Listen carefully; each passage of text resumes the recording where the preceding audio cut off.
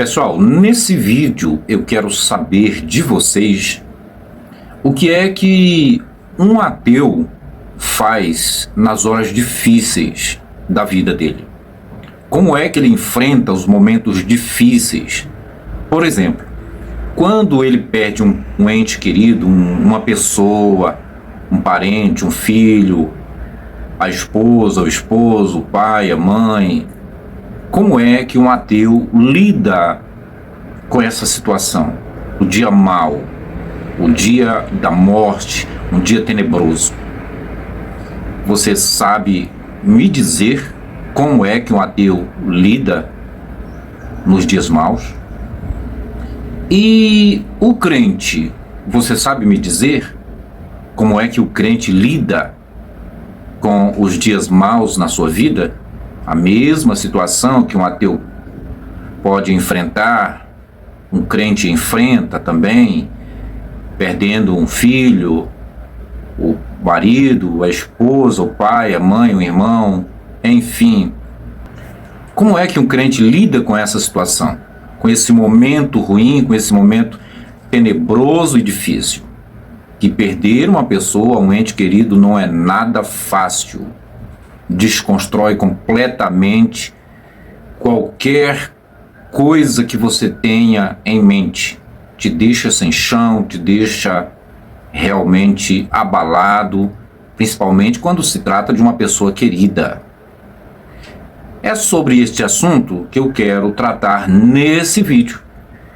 E para que a gente possa conversar melhor sobre este assunto, sobre esses dois pontos aí, esses dois extremos, vamos assistir um vídeo aqui? Eu quero convidar você para assistir um vídeo aqui comigo. É um pastor, ele vai falar como é que o crente lida com a situação de perda, com a situação de morte, quando ele tem uma perda drástica na sua família, quando ele passa por um momento doloroso. Vamos ver o que o pastor vai falar? Fique comigo no vídeo e acompanhe agora a declaração do pastor. Vamos lá. Tem 10 dias que eu enterrei o meu filho. Meu filho estava em casa, mecânico de moto, acabou de consertar um carro, foi mexer na moto dele, botou para carregar. Pai, eu vou ali cortar o cabelo. Foi a última vez que eu ouvi ele falar. Saiu na esquina da minha casa, o salão estava cheio, ele entrou. A gente mora perto de uma comunidade, ele entrou porque ele era jogador de futebol, todo mundo conhece ele. Quando ele parou na porta do salão, a polícia estava lá e deu um tiro. Os meninos correram, o tiro pegou no braço do meu filho, ele caiu, ele correu para se abrigar na casa de uma amiga, de uma colega, abraçou ela, dizendo que tinha tomado um tiro no braço, e o policial chegou, apontou o fuzil e disse: larga ele, porque senão eu te mato. Quando ela abandonou ele caiu no chão quase desfalecido, ele deu outro tiro de fuzil. A vizinha começou a gritar: o Lucas, o Lucas, o Lucas, o Lucas. Minha esposa desesperada, balearam o Lucas. E isso foi em 8 minutos dele sair da minha casa e a gente ouviu os estampidos. Quando eu cheguei lá, eu vi uma cena que eu não queria que nem o maior inimigo visse. Um filho que você criou crente, que estava com uma camisa escrita: eu sou a Bíblia que o mundo lê, respeitado por todos, caído como bandido. O que você faria? Você vai olhar para o alto e vai dizer que Deus não te ama? Vai parar de pregar? A gente socorreu, eu estava desesperado, fui pegar meu carro, voltei e já não tinha mais força. Meu filho mais velho chegou e gritando: não, vou levar meu irmão, e pegou, levou para o UPA. A gente foi para lá, esperamos 30 minutos. A gente recebeu a notícia que ninguém gostaria de receber. Ele foi a óbito. O que você faz? Você olha para o céu e você não vê Deus? Você vai para o culto e vê que Deus vai bradar, que Deus vai livrar, que Deus vai fazer? E Deus não fez contigo isso. E Deus não fez isso na tua família. Entenda que Abraão, quando subiu para o monte, Deus não falou mais nada. Porque agora é eu e você. Eu quero saber quem tu ama mais. Fui fazer o boletim de ocorrência. E num momento de desespero, eu sentei na cabeceira da cama e falei: Deus, nenhuma palavra vai me confortar, mas fala comigo. Você não sabe o que é dor. Você está sofrendo porque perdeu o emprego. Você está querendo sair da igreja porque arrancaram de você a liderança. Você está querendo abandonar tudo porque o seu marido, você descobriu que ele está com um amante. Isso tudo você reverte. Detém a morte. E quer saber de uma? O teu orgulho, se você não tirar, vai te proporcionar lamentações de você ter tido a oportunidade de dizer que amava e você não teve porque o teu orgulho impediu que você fizesse. Quando eu enterrei o meu filho, foi embora as minhas vaidades. Terninho maneirinho, agenda, Estados Unidos, passaporte, forte. Isso tudo é besteira. Isso tudo é besteira. Já sentiu dor? Você não sabe a dor que eu estou sentindo, mas eu entendi o que Deus disse a Abraão: me dá o teu. A sua fé não vai ser provada quando Deus te faz uma promessa e Ele espere que você acredite que aquilo vai se cumprir. A tua fé vai ser provada quando Deus te pedir, porque fé para avançar a gente tem, o problema é ter fé para perder. E entender que isso é obra de Deus e não é obra do acaso. Quem você é quando Deus te faz perder. Pois bem, muito bem, meus amigos. Estamos aqui de volta. E aí você pôde acompanhar a forte declaração desse pastor, deste pai que perdeu seu filho de uma forma trágica e cruel. Eu espero que ele tenha se recuperado, que ele tenha superado esta situação terrível, a qual eu não desejo para ninguém, para nenhum ser humano. Não espero que ninguém passe por um momento tão doloroso, tão dramático quanto a esse, de perder um filho. Eu sou o pai, eu tenho meus filhos e não espero passar por um momento desse. Não espero. Bom, amigos, você viu aí, o pastor perdeu seu filho de uma forma dramática e cruel. Foi muito doloroso para ele, para toda a família. Agora, eu pergunto aqui para você, onde estão as promessas de Deus, as promessas da Bíblia? Elas falham? Elas falham nessa hora? Foi falha da Bíblia? Deus se descuidou desta família, deste jovem? Deus não estava acompanhando esse jovem? Foi uma fatalidade? Foi algo que aconteceu sem os devidos cuidados de Deus? Ou não? Como é que você explica, você que é um crente? Me explica aí, por favor. Veja, o pastor falou como é que um crente que busca Deus, como é que ele deve enfrentar as horas difíceis na vida. Você viu aí? Com muita fé, não se entregando ao fracasso, à dor, mas sim agradecendo a Deus, tendo a fé, né? Guardando a fé para continuar firme. E ele usou aí um texto da Bíblia, tá? Ele usou um texto da Bíblia onde ele encontrou forças, onde ele encontrou consolo. E o texto da Bíblia que ele usou foi o texto de Gênesis 22, capítulo 22 de Gênesis, que nos fala que Deus, sendo onisciente, sabendo de tudo antes, durante e depois, mesmo assim, ele quis saber se seu servo Abraão tinha realmente um grande amor por ele, né, por Deus, mais do que seu filho. Ao ponto de Deus pedir para Abraão levar seu filho Isaque para sacrificá-lo a Deus, lá no cume do monte. E Abraão não titubeou, Abraão não pensou duas vezes. Tomou seu filho e o levou. E já chegando ao momento fatídico e criminoso de desferir-lhe uma punhalada ali com uma ferramenta cortante, Deus bradou do céu. Deus bradou do céu e disse que Abraão não deveria mais fazer aquilo, porque Deus já sabia que Abraão realmente o servia de verdade, o amava de verdade. E isso me mostra que Deus não é tão onisciente assim como a teologia o descreve, né? Deus mostra, através desse texto, que ele não é tão onisciente assim. Vamos lá. Então aí você vê no texto, se você quiser conferir na sua Bíblia, o texto de Gênesis 22, falando aí sobre essa tal provação da fé de Abraão, E mostra claro aí que Deus interferiu, Deus não deixou que o menino viesse a morrer, porque era uma promessa, porque tinha muitas coisas a acontecer através dele e na vida dele, né? E aí eu pego esse relato, essa narrativa, e faço uma pergunta, um questionamento aqui para você, irmão, você que é um crente que me assiste aqui agora. E esse pastor aí, hein? E o filho dele? Porque Deus, já que é onisciente, sabe de tudo antes, durante e depois, Deus não falou pro pai, né, pro pastor, olha meu servo, teu filho vai passar por uma situação assim, assim, assim e tal. E como Deus, ele guarda, ele protege, né? A Bíblia tem muitas promessas de proteção, de cuidado, né? Que Deus guarda seus servos e tudo, a sua família, seus filhos e tal. E por que Deus não guardou o rapaz, hein? O rapaz também não tinha coisas maravilhosas para acontecer na sua vida, não? Não tinha promessas? Certamente, quando um crente tem um filho, né? Quando a esposa crente engravida, logo chove de promessas, chove de revelações, de profecias.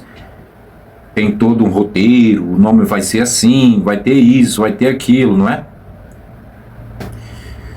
Mas aí fica tudo assim, sem nenhum sentido, fica uma coisa assim muito esquisita, porque vem um fato dramático, fatídico, doloroso desse e bota tudo a perder, destrói tudo, a fé do crente fica confusa, ou o crente, por mais crente que ele seja, ele começa a questionar Deus, onde estava o Senhor, cadê os seus anjos, por que aconteceu isso, meu Deus, e agora, como é que eu faço, eu prego para os outros a proteção e o milagre, e na minha vida não acontece, como ele mesmo descreveu, né?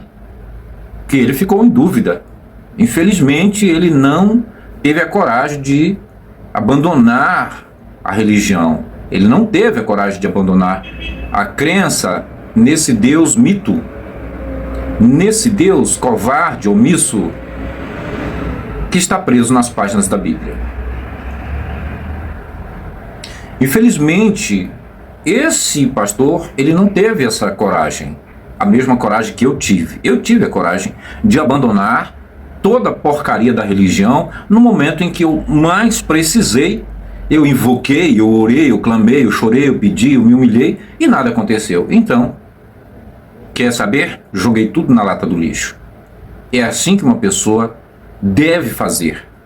Ora, você confia tanto no lixo, numa porcaria, que te falam, que te enfiam de goela abaixo. E quando chega na hora da tua dor, na hora da tua aflição, do teu sofrimento extremo, você busca e invoca esse miséria desse Deus e ele não te responde, aí não tem outra, né?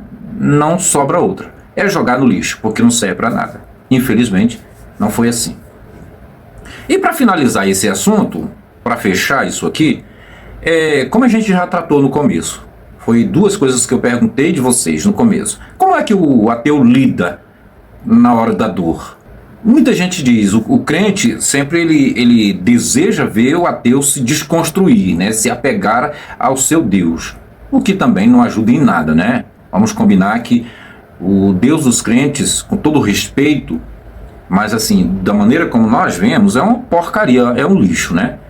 E aí o crente diz, mas eu quero ver na hora que o avião está caindo, quero ver se o ateu não grita por Deus. O primeiro nome que vem na boca dele é meu Deus. Ora, como se isso mudasse. Se o ateu, numa queda de avião, gritar, clamar por Deus, vai evitar o avião cair e matar todo mundo? Não vai, né? Então qual é o sentido de clamar a esse Deus? Qual a vantagem? Não tem nenhum sentido, não tem lógica, né? Um ateu que viveu a vida toda sem confiar nesses mitos, não tem necessidade nenhuma na hora da dor, na hora do sofrimento, apelar para uma coisa que ele não sabe, não tem certeza de sua existência. O ateu, na hora da dor, eu vou responder por mim. Ainda não perdi nenhum filho, ninguém, mas Se esse momento chegar na minha vida, eu sei que não tenho a quem apelar. Não adianta eu me escorar ali ou aqui, porque não vai passar a minha dor. A minha dor não vai ser, não vai haver consolo para a minha dor. O vazio que eu vou sentir pela perda daquela pessoa não vai ser preenchido por uma historinha bíblica mal contada, uma historinha de mau gosto, uma historinha muito mal contada, por sinal, que é a história de Abraão sacrificando seu filho Isaque. Então não é como uma historinha bíblica que eu vou achar consolo para minha dor, que eu vou encontrar amparo para o meu momento de desolação. Não, não é. Então o ateu, ele não tem para onde recorrer, ele sofre na pele, ele chora, ele grita, ele clama, ele descabela, ele se joga, mas é natural, tudo isso é natural, e no final de tudo ele vai continuar tendo que viver a sua vida, né? Vai ter que continuar vivendo a sua vida. Vai continuar sendo ateu? Vai, com certeza, não vai mudar. Ah, é por isso que o ateu vai deixar a sua descrença, a sua incredulidade para agora enveredar na religião? Não, não tem sentido. Para isso acontecer, Deus teria que aparecer e mostrar para o ateu que realmente ele estava errado e que ele precisa, né? E, enfim, e não só para um, mas para todos os ateus do mundo. Explicar para todos os ateus do mundo inteiro, em todos os tempos, que Deus é Deus, né? Enquanto isso não acontece, claro, nunca vai acontecer, a gente continua sendo ateu. Então, o crente se agarra às superstições, às crenças, às fantasias, aos textos mitológicos da Bíblia, como matéria de consolo, conforto para a sua desilusão, para a sua dor, né? Para a sua dor, vamos dizer assim, para a sua dor, para a sua aflição. Já o ateu não se agarra a nada. A vida do ateu é mais dolorida, né? O ateu sofre mais. Em compensação, quando o sofrimento passa, o ateu está de pé. O ateu continua a sua vida cabeça erguida, olhando para a realidade, vivendo tudo que tem que viver, e no final de tudo, o caminho de todos é o mesmo, sempre vai morrer, não tem como. O crente pensa que ele é muito escolhido, que ele é privilegiado, porque agora ele se entregou à religião, à crença em Deus, em Jesus, e ele acha que mil maravilha, coisa nenhuma. Vai pra merda do mesmo jeito que o ateu, vai pra lona, vai ser comido de bicho, vai entrar em decomposição, é uma porcaria. O ser humano, tanto faz ter crença ou não, é a mesma coisa, não tem jeito, tá? Então, pessoal, é uma grande ilusão essa questão de ficar usando historinhas bíblicas para, sabe, querer costurar uma realidade que não tem como você evitar. A realidade ela é gritante, está aí. Ela não respeita fé, crença, Deus, nada. Ela chega e chega mesmo. Chega para mim e chega para você. Essa é a realidade. Agora, isso aí é fraqueza, né? É meninice, um camarada. E olha, eu vou até fazer uma observação aqui. Muita gente pensa que a religião, que as crenças, que as fantasias religiosas só pega os analfabetos. Não, pessoal. Não. Pessoas com faculdade, com muito conhecimento, também se iludem. Olha, esse homem aí, ele não é um ignorante, ele não é analfabeto, não. É uma pessoa que tem muito conhecimento. Mas está aí, ó, iludido, cego, completamente embriagado por uma fantasia que não tem fundamento nenhum. E assim tem milhares de pessoas nesse país religioso, que ficam se iludindo com aquilo que as crenças, que a fantasia da religião traz para eles, né? Não tem sentido. A gente está aqui para desconstruir isso tudo. Se não for possível, mas pelo menos as pessoas que são racionais entendem o nosso falar aqui, entendem o que a gente quer dizer. E é isso, pessoal. Realidade viva é algo que não tem como você desconstruir. Não tem. Tá certo? Então é isso. Espero que tenha gostado. Se gostaram, deixa o like, comente, compartilhe. Visite o canal Realidade Viva e se inscreva por lá. Explore lá os conteúdos que nós temos lançado lá, que tá muito legal, tá muito bacana. Um forte abraço.